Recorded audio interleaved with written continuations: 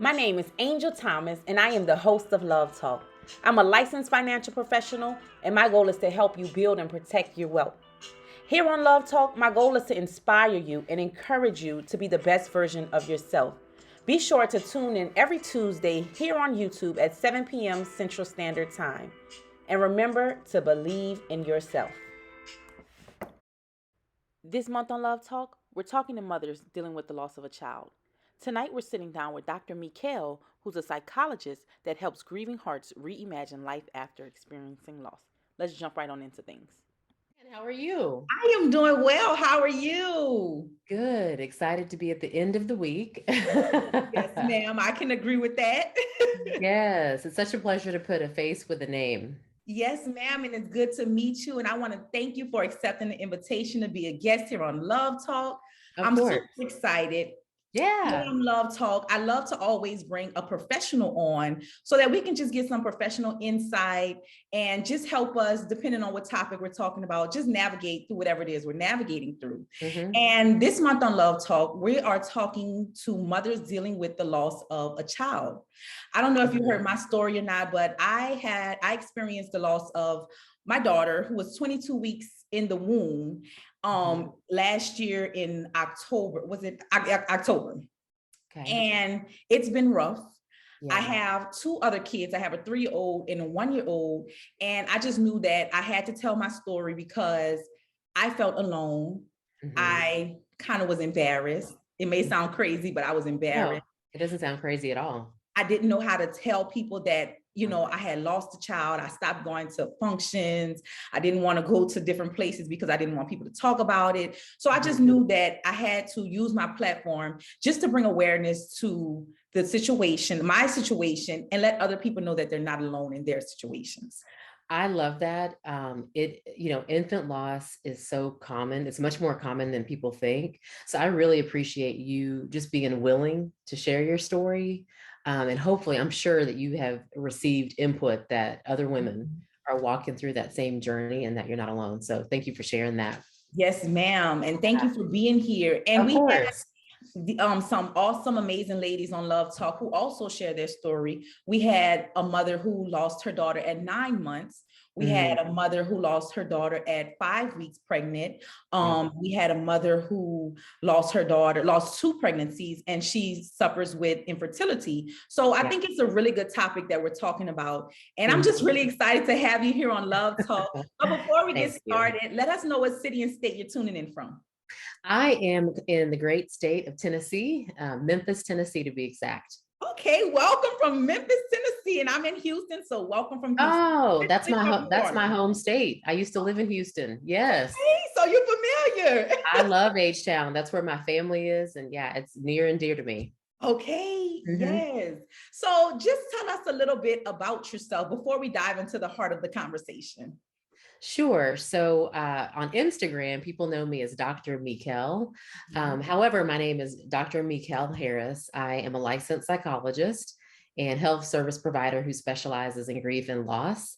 And most recently, I have gotten a certification in perinatal mental health to be able to offer support to mothers who are navigating loss and also couples as they sort of interact and around the loss and begin to work together beyond experiencing loss. And so it has been a sweet journey of mine. I never thought I would end up in the grief and loss space.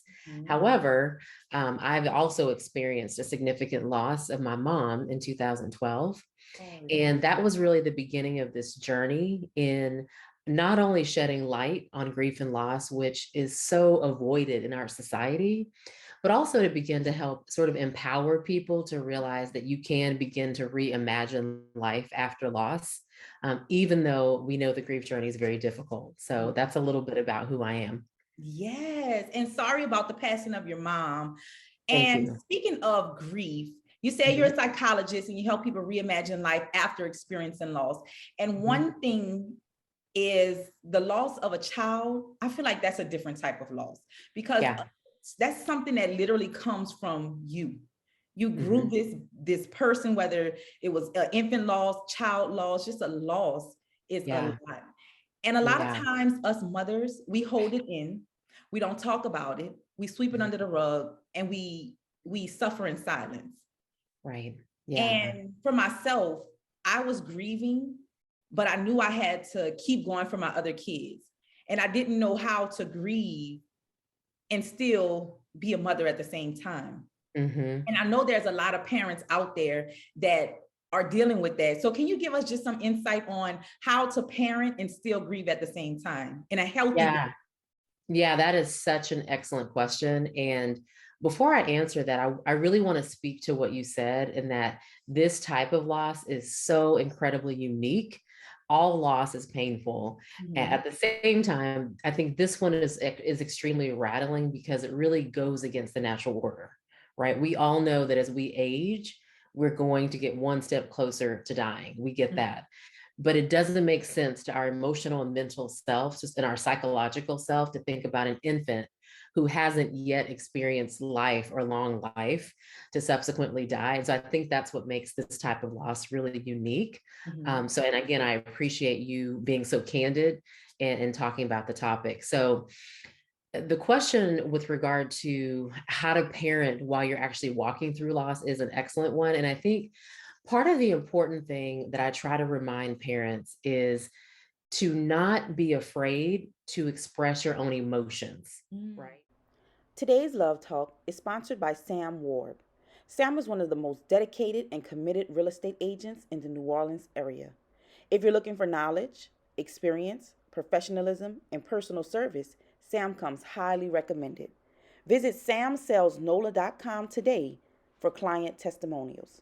Thank you, Sam, for sponsoring today's Love Talk. So when I'm working with a mother or a father, and or a set of parents who are navigating loss, one of the things that comes up so often is, I don't want my kids to see.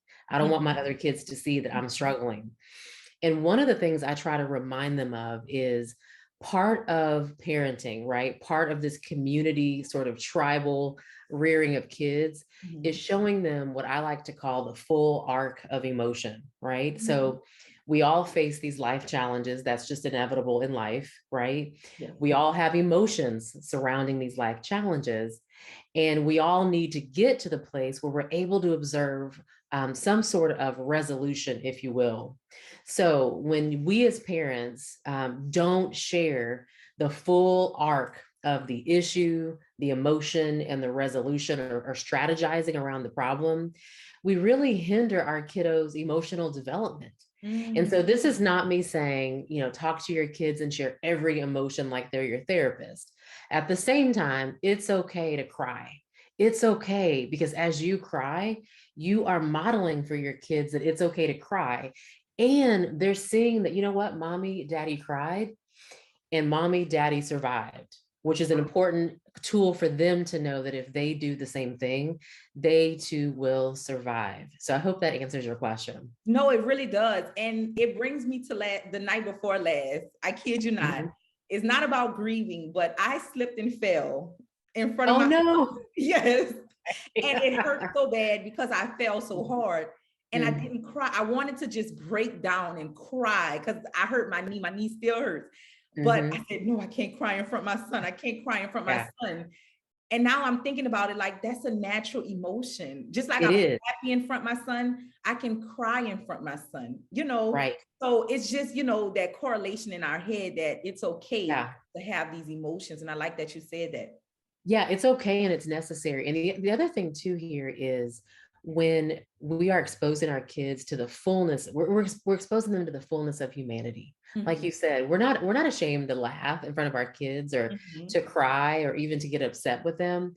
It's something about sadness that we really feel much more emotionally guarded, but it's really important so that our kids really see that humanity is full of many things. Yes. And our life mosaic is full of ups and downs, and that's okay. We will continue to walk through and navigate the process day by day. Absolutely. So what are some tips that you can offer to a parent that has lost a child and has children and still has the parent? What can you offer them to tell the child, or how to help the child who may be grieving as well? Yeah, so I'll start with one of my favorite S's, which is structure, and I'll sort of break down these S's as we talk here.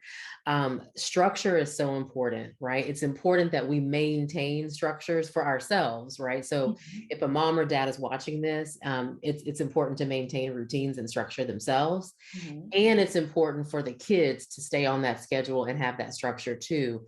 What that does, even though it seems very simple, is that it communicates that we're still continuing to move forward. It doesn't mean that we can't walk and cry at the same Mhm. time, but it creates some predictable, anticipated anchors, which is important in the face of loss, right? So one thing that can happen after we experience a loss is that emotionally we're feeling discombobulated. Mhm. Physically, we're feeling overwhelmed. There's spiritual questions, perhaps everything feels out of whack. So Mhm. to have that structure embedded is a great way to remind us, oh, I know this is coming up, right? Mhm. Especially in the face of a sudden loss, which with infant loss, it is that. It is that. It's totally unanticipated. And so to be able to put those structures in is important. And then also, I like to focus on another S, which is sleep, Mm. which we don't often talk about, but in the grief space, it makes perfect sense. Our bodies, in the face of loss, go through a lot of increased stress, which Mhm. leads to increases in stress hormones. And when that happens, that can result in sleep dysregulation. But we know that sleep is that foundation bedrock for us to be able to rest and recover and reset. And in the face of loss, we need that desperately. So setting up a routine around sleep for you and your children is also very, very important. And then the other thing, the other S is social support, right? To Yes. not forget how important it is to connect with people outside of our bubble. And I Mm. know that this is a hard one. Yes. As a grieving person myself, I know that this has become one of the most challenging areas because the Mhm. instinct is to sort of hide. We Yes. don't want to be a burden. We don't want to overwhelm people. And then we also don't want the silly questions and comments that sometimes people make towards a grieving person. So we just put up our wall and Mhm. close in. But to the extent that we can seek out some trusted and safe individuals to connect with, it is so, so vital to our emotional healing. It is. And that's one thing about myself. It's hard for me to ask for help. I'm very independent in a way. And I find myself like kind of bottling so much in. And my Mm-hmm. dad will tell you, he'll call me and be like, how you doing, baby girl? What's going on? What's on your mind? Because he knows me. But I've been Yeah. getting to a better place now with my husband where I can tell him, look, I'm not having a good day. I'm having a bad day. I need you. So I'm starting to express Yes. myself. And I Yes. know you briefly told us that we need to reach out to that support system. But what are some reasons that people that are grieving, especially mothers that are grieving the loss of a child, what are some reasons they don't reach out for help? Yeah. I mean, I think when you're thinking about infant loss, like that can happen. It may be at a stage where mom is not even, or others aren't aware that she's even pregnant. Mm. And so, as I've sat with moms who've experienced miscarriages, sometimes there's guilt of no one even knew. And how do I have the right to grieve a child that wasn't, on this side of Mhm. the earth, right? And so I think that prevents people from reaching out for help sometimes. Also, I think just the sheer independence and the beauty of being a woman. Yeah. We know we are amazing multitaskers and we can get it done. And so sometimes in the face of such a vulnerable and intimate loss, we can just have a tendency to shut down. Mhm. And so we really do have to push ourselves beyond our comfort zone. And again, this is not to the entire world, but to identify even one person, or if you don't feel safe, a therapist, a neutral party who has no vested interest or connection with you can also be really important so that we are not experiencing isolation. Because when we are in that vacuum where we're feeling unseen, we're feeling unheard, and Mhm. we're not feeling validated in our experience, this is where, from a psychological perspective, we can sometimes get into a danger zone Mm. and experience things like suicidal ideation and other mental health concerns that are preventable. Yeah. Okay. So for a mother who's at that point Mhm, where they may be feeling suicidal, they may not mhm. know what to do, what advice can you give or encouragement can you give to them? Yeah. So one quick, easy reference is to contact the National Suicide Prevention Lifeline. This is a 24-hour resource that's available 7 days a week, 365 days a year. The number is 1-800-273-8255. And basically, this is an opportunity to be able to talk to someone who, again, it's confidential, it's anonymous, so that you have some sort of outlet, right? If there's someone that you are in the home with that you feel safe with, to tell someone, right? Suicidal ideation does not equal I have a plan to kill myself. But the fact that your mind is taking you to a place where you're considering ending it means that is a signal, it's a red flag that there needs to be some additional tools put in place. And a support person can be just that. And then following up with your medical provider. If you're not comfortable reaching out to an anonymous source and you don't have a safe person, talk to your medical provider. Let someone know that you need support so that they can access community resources. Absolutely. And I'll make sure I post all that information on the video and down below in the description. Awesome. And one thing that people who may be on the opposite end of the spectrum as the supporters, they don't know what to do. They don't know what to say. And a lot of times they don't do or say anything. And a lot of times for myself, I'll be honest, I don't like to hear everything is going to be okay. Because although in my mind, I know everything is going to be okay, I'm grieving. I'm thinking about what could have been.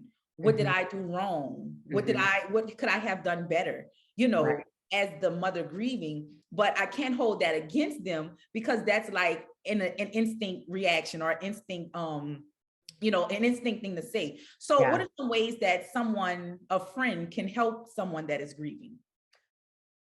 It's the new year and it's time to get your finances in order. Angel is not only the host of Love Talk, but she's also a licensed financial professional.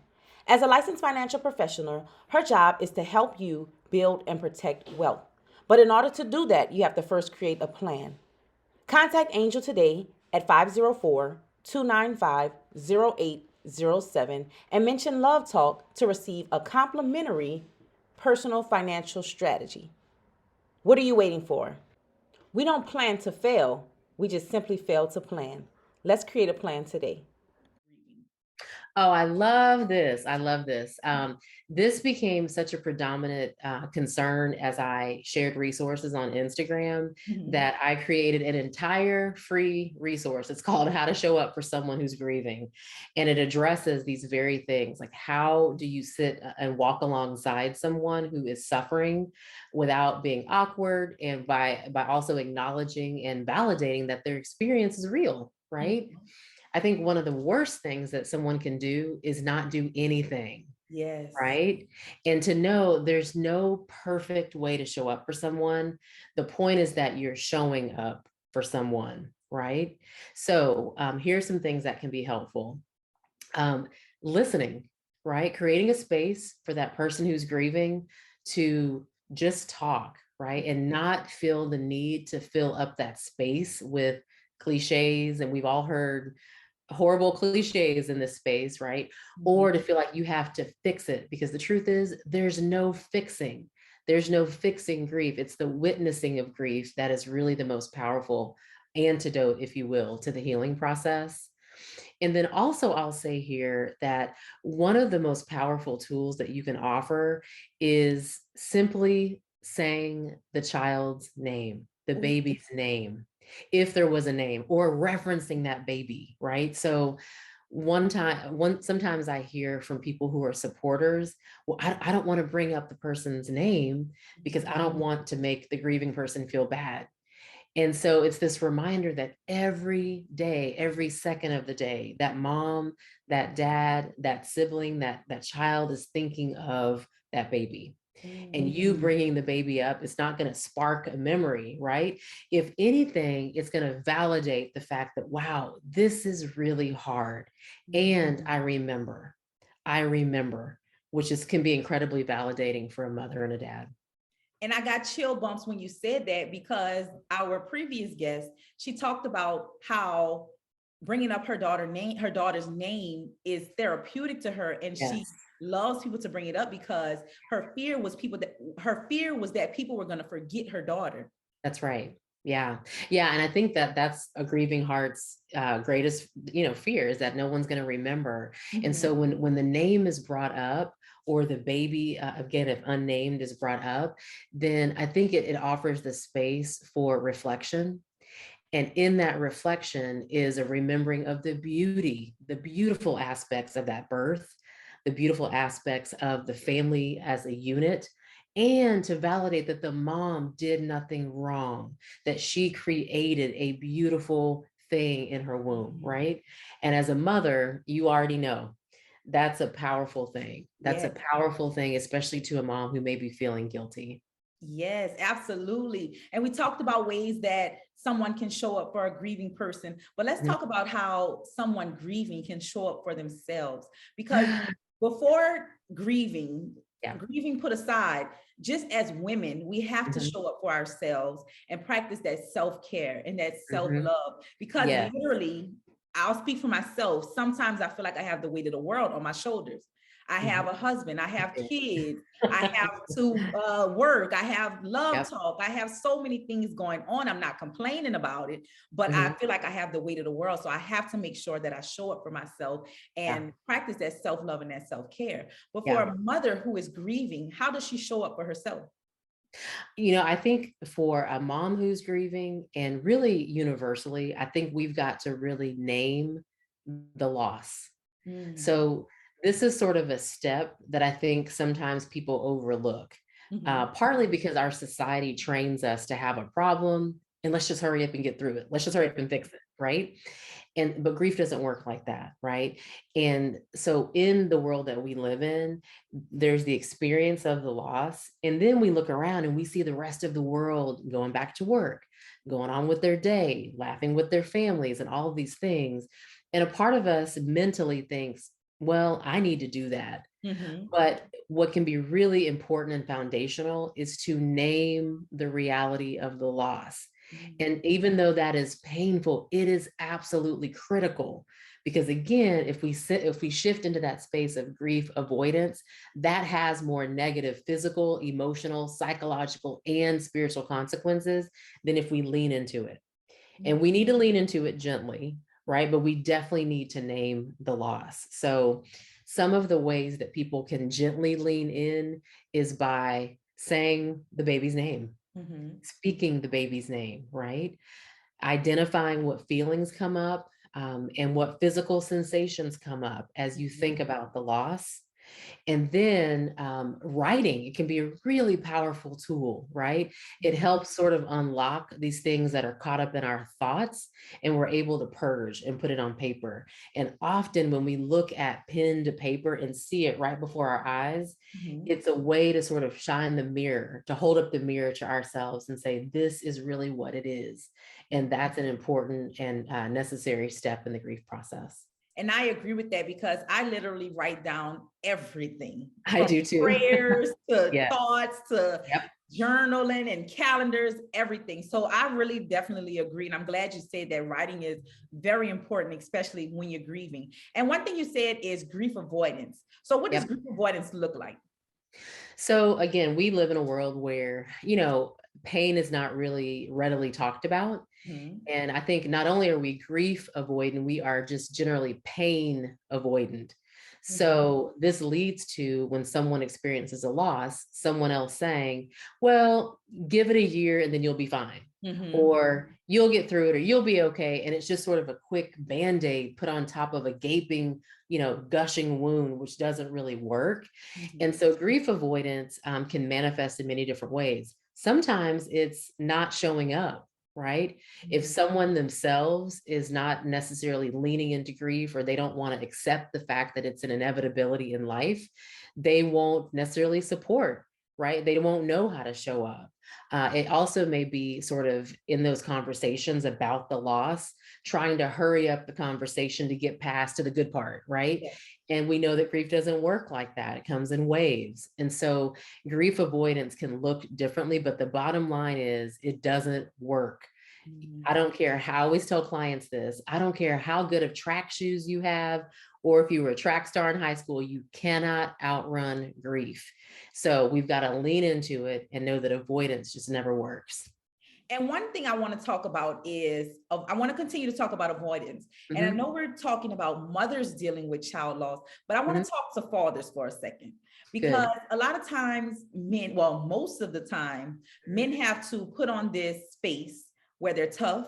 They don't feel anything. They don't have any emotions. But child loss is hard, not only for a mother, but for a father as well. That's so right. For a father that may be dealing with the loss of a child, what advice can you give to him, especially being that he has to wear this or have this role of, I'm a tough guy? Yeah, I love that you're bringing this up, because I think often, 1 in 6 moms will sort of experience what are called perinatal mental health concerns, and 1 in 10 dads will too. And so this is a common phenomenon, and we cannot overlook the dads. Why? Because in a coupled relationship, the man is with the woman, and they're going to be sort of playing off of each other, if you will, from an emotional perspective. And so I think one of the places to start for dads is to, number one, normalize the fact that men are walking this path too. Yeah. And that while society has groomed men to sort of think, well, I can't really speak on that, or I've got to be strong, that the reality is you're experiencing suffering internally just as well. And one of the unfortunate statistics when it comes to infant loss or perinatal loss is the strain on the marriage or on the relationship. And so we know that in the face of loss, the divorce rate, which is already 1 in 2, is exacerbated in the face of walking through the grief process. And so we have to deal with what's going on for the man as well. So seeking out resources in the community where the man will feel safe. Maybe it's with his pastor, maybe it's with his buddy, or maybe it's through like a dedicated male support group, specifically related to loss, can be really valuable. That makes sense. And we as women, we don't, well, I'll speak for myself. I'm going to speak for all women. Sometimes I don't know what to tell my husband, because I feel as though I carried the baby and I felt everything, but he's the father, so he has feelings too, but I don't sometimes know how to talk to him or how to ask him how he's doing. So what are some gentle ways we as mothers can support the dads as well?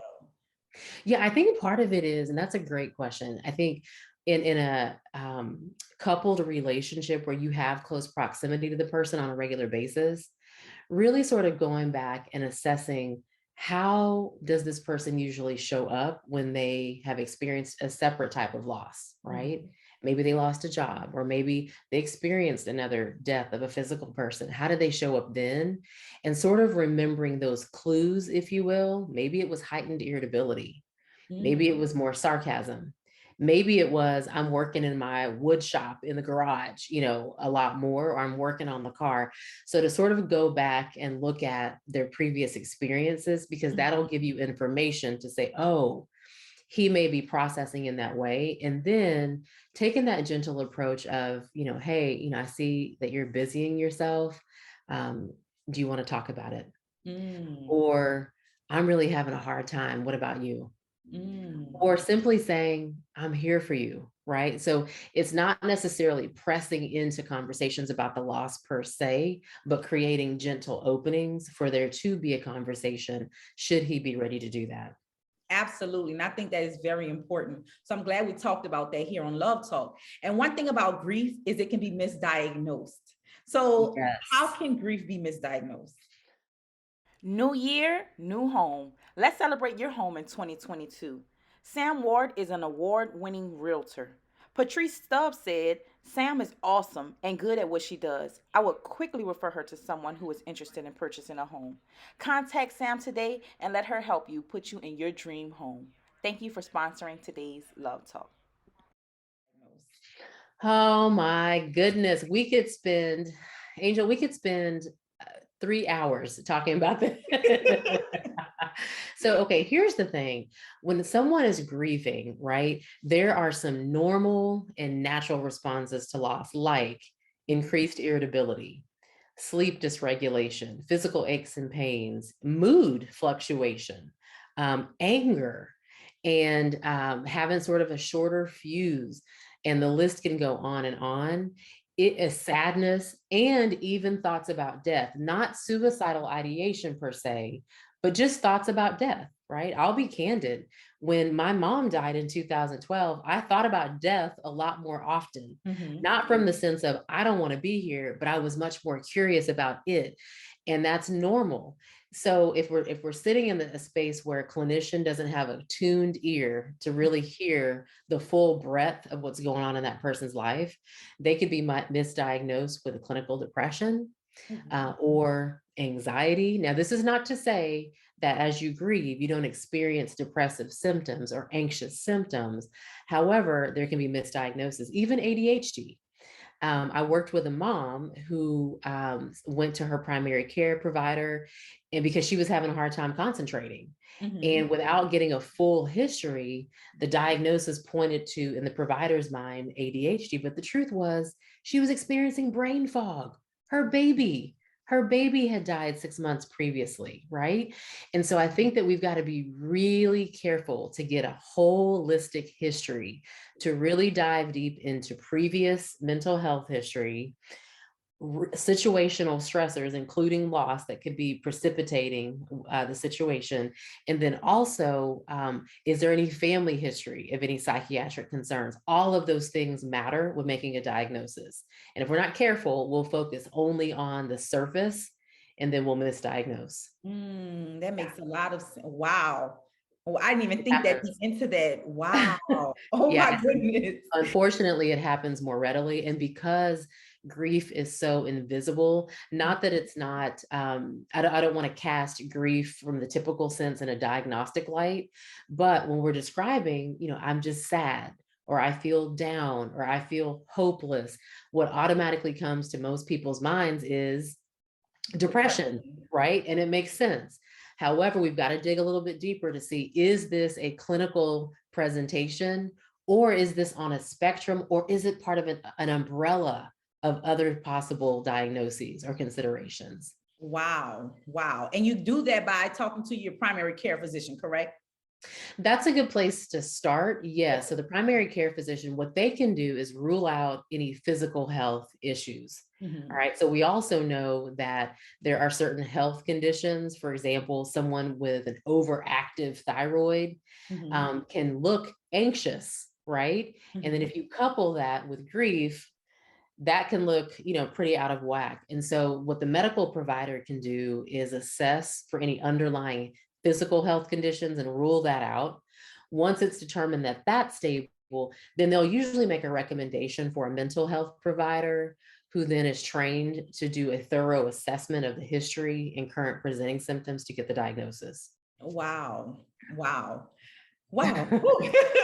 Grief is a lot. Grief is tough. Grief is really tough. Well, it's a lot, but I think as a perinatal mental health provider, one of the things that I do as much as possible is to coordinate with that mom's OBGYN or that mom's medical provider, so that I have a sense of what was going on before and what has gone on since her pregnancy, so that I have a really clear idea of how to proceed. And it makes y'all on the same page. That makes a lot of sense. Yeah. A lot of sense. Yeah. And especially if there's a recommendation, there are situations where, a mother may be experiencing extreme anxiety and or depressive symptoms, and it may be helpful to have a medication on board. So to coordinate with that medical provider is really helpful, so that we're both aware of her functioning and also potential side effects. Makes sense. That makes sense. So for the mother that may be experiencing child loss, that doesn't know what to do, that may have experienced it years ago, but is still grieving, the mother who just recently experienced it, to the mothers, let's talk reality, who may experience it in the future, how do they begin to reimagine life after experiencing such a loss? Yeah, I loved it. It's so ironic. Today, I was reading an article, and God forgive me, I cannot remember the author. It was just part of a Google search that I was doing. And what this person was talking about was to begin to capture small glimpses of joy each day. And it's very difficult in the face of loss, right? Because the lens that we're looking at life becomes very small, and all we can see is our pain. And that's normal. That's normal, and that's a natural response to loss. As time goes on, for most individuals, they're able to see that, yes, but they're also able to see sort of the perimeter, what else is going on. And so one thing that can be helpful is to find either an accountability person or to encourage yourself to be on the lookout for small glimpses of joy. And I'm not talking about rainbows, even though that's great. I'm talking about I was able to get out of bed, right? I was able to wash my face today. I put on deodorant. I remembered to put on deodorant, right? These are those very basic functional things that are sparks of joy. I ate. And to really cling to that, because those small things are basically statements to remind your body, your mind, and your spirit that you can continue to walk the path, even in the midst of the pain. And so to continue to find those small glimpses is really, really important. And I'm glad you said those small glimpses, which is as small as getting out the bed or washing your face or putting on deodorant. Because when you're grieving, especially the loss of a child, you don't want to do anything. Anything. I mean, I didn't want to get out of bed, but I knew I had to because I had these kids, you know. But that is huge to just get out of bed. It is. It is. Take a shower, and even to walk outside, not to necessarily be around anyone. Maybe it's you got up and you opened up your front door and you felt fresh air, or you cracked a window. Those are small glimpses of joy that remind you that there's still activity going on.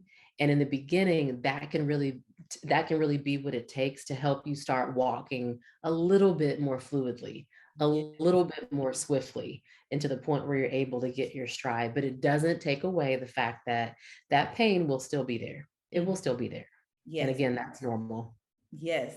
And as a psychologist, as a woman who has dealt with grief, losing your mother, what is some advice that you can offer to, or encouragement that you can offer to mothers that are dealing with grief and don't know what to do right now? I may have asked you this question, but let's revisit it again. Yeah, I will say, number one, to breathe, right? When we've experienced a sudden loss, or any sort of stress, right? We get into, right? It's that fight, that flight, that freeze response that's natural, and it's a protective device, right? Yet we can't live like this, right? Because that'll have consequences of its own. And so the first gentle thing that I would recommend is to just breathe and celebrate that breath, and then do it again. And then do it again, and then do it again, to the point where you start to realize that this is part of the rhythm of your day, that you don't have to think about it, but to really stop and anchor yourself in your breath, right? I'm a huge believer in speaking to myself. And I think that, and I encourage clients who I work with to do the same. Sometimes there's power in these ears, right? We think a lot of things, but it's amazing that when something is said and it hits our eardrum, it reverberates in our mind, and then we're able to think about things differently, right? But if we only stay in our mind, it's very difficult to shift our thinking. So even if you were to wake up today and look yourself in the mirror and say, I'm still standing. I'm still here, right? You may not believe it, right? Right now, the goal is not to believe it. The goal is to speak it so that it hits that eardrum. And every day to do the same thing, so that again, that momentum is starting to build. But it all starts with the breath. Wow, that is so powerful. Thank you for those words. And I want to thank you for being a guest here on Love Talk and just giving us so much good insight. But before we go, what is your Instagram handles? How can people get in touch with you? Let us know that. Absolutely. Well, first of all, Angel, I just have to say thank you for the invitation. It always warms my heart when I'm able to connect with people who are in this grief and loss community, who are wanting to help elevate conversations about loss And so thank you for allowing me to be on your platform. You're welcome. And with regard to how you can get a hold of me on Instagram, which is really the most popular place that I'm on, my handle is Dr Mekel, DrMekel. You can also find me on Facebook.com/Dr Mekel and Twitter. Also, if you want to check out some of the blogs that I've written about loss, my website is mekelharrisphd.com. That's mekelharrisphd.com. And there's just a host of courses and free resources and blogs to help you feel supported. Beautiful. And I'll make sure I link all that down below. But before we go, I ask all of my guests here on Love Talk, what is the philosophy that you live on and stand by? Ooh, okay. So this is perfect timing, Angel, because at the end of every year, I always think of like a motto and a word for the year. And my sort of mantra for 2022 is the pursuit of freedom. Freedom and release from anything that's held me back emotionally, freedom from any physical issues that I've wrestled with in the past, freedom from any mental blocks that are stopping me from walking further into my purpose, freedom from financial concerns that are preventing me from fulfilling my full calling. So the pursuit of freedom. I love it. And I love it even more because I'm reading Tabitha Brown's book. And I love that. Yes. So that's definitely perfect time. I love it. Yeah. I'm about 3/4 done with her book. Oh, wow. I'm reading like 4 books at a time, but that's one of them. And it's phenomenal. She is. And I actually have a book club going on. So I'll send that information if you can tap I would love to. Yeah. And I just want to thank you again so much for being here on Love Talk and talking to us mothers about grief and just giving us some tools and resources. I'll make sure I post that suicide hotline, make sure I post your links and everything so people can connect with you. And I just want to thank you for just bringing such a beautiful spirit and vibe here on Love Talk. It was greatly appreciated. And you have a great day. Thank you so much. Thank you so much. Bless you. Have a good one. Thank you. Thank you, Sam Ward, for sponsoring today's Love Talk. Be sure to like, comment, and subscribe. Remember to believe in yourself.